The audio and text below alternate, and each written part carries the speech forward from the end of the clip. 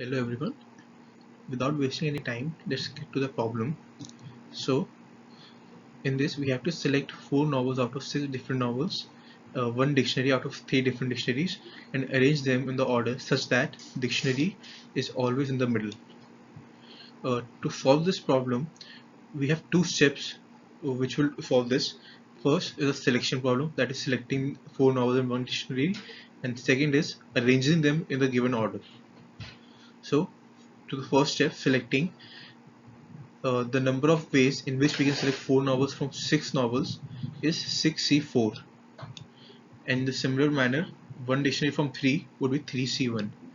As we are doing this process simultaneously, we multiply both the values, thus giving us total number of ways in which we can select the items, that is 45. This is the first step. Now the second step is arranging them in the order where the dictionary is always in the middle. If we have 5 items, 4 novels and one dictionary, we set the dictionary in the middle. Now we have 4 blanks, 4 vacant areas in which we have to arrange the novels. And to arrange novels, there are 4 different novels. Thus, arranging 4 different the ways in which we can arrange 4 different novels is 4 factorial. Here, right here.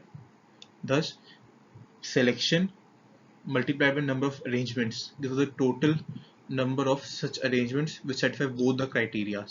That is 1080 ways.